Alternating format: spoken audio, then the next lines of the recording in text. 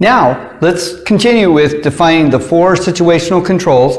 Again, in previous videos, we've gone over controlling yourself and some aspects of dealing with that. And we've gone over controlling the dimensions and the aspects with dealing with that.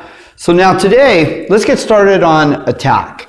Now, controlling the attack, this is going to be very dynamic, and the more I work on this and look at it, the more I can just definitely recognize we're going to need 2 or 3 videos to get through this and to illustrate what we're going to explain here today. So the first thing we want to do in recognizing controlling attacks is we want to start recognizing the similarities, or what I call the characteristics of the attacks.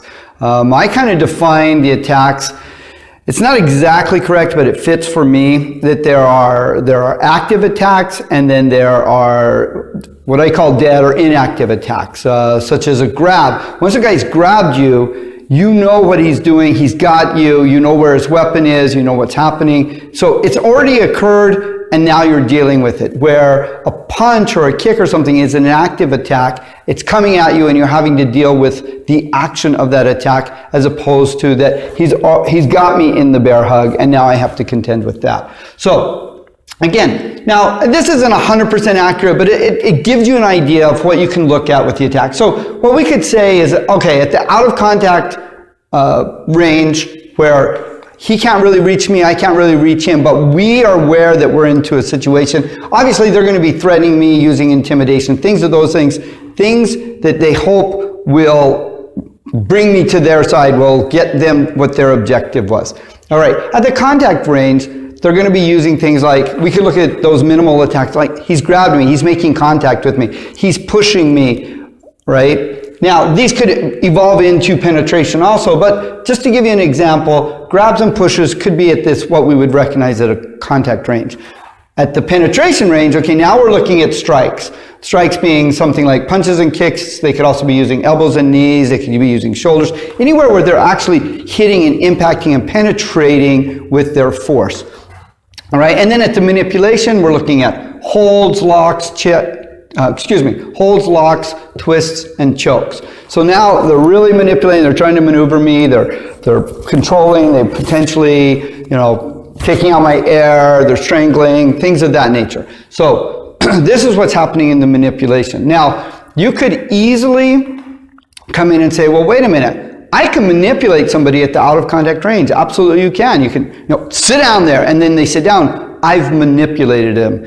So I mean, it has to do with how you want to define it, but for right now, let's look at, when we're talking about the types of attacks, let's deal with those actual physical things, relationships that we can affect and actually control. Now, that control is not a constant. The funny thing is, the only constant is change. Things are going to change, things are going to respond, and so where you think, oh, I've got control of this attack at this moment, you could lose it within an instant. So you want to be, be prepared for that and be ready for that and be in control of yourself, control of the dimensions. You need to know that me controlling this attack is going to be momentarily. All right. So some of the tactics that we've been working on, and that we say that, hey, this is how I'm going to start dealing with the attack, is I'm going to be working secures. This is where I fix it to a surface. I pin it onto me, things of that nature. Release. This is where I remove it.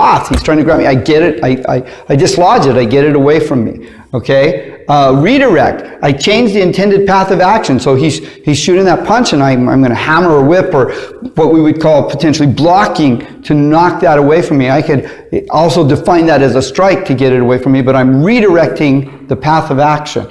All right. To interrupt, to cut short the intended action. So he starts to do something, I move in and hit it before he can even get it started, so that I would interrupt that action, and then extend. I could cause the extended action to go beyond the effective, that should be cause the intended action to go beyond the effective range. So maybe he's grabbing me and he thinks he has me secure and he's got me, and then I just, merely by stepping back, I extend that and pull him off balance and everything, so that way, I've overextended his action. So these are the ways that I start to work at controlling the attacks and the types of attacks. All right? So let's get out on the mat. Let's get to working on these, and we're going to start defining these out for you and start giving you illustrations so that you can better understand them. All right? Again, let's get on the mat and get to work.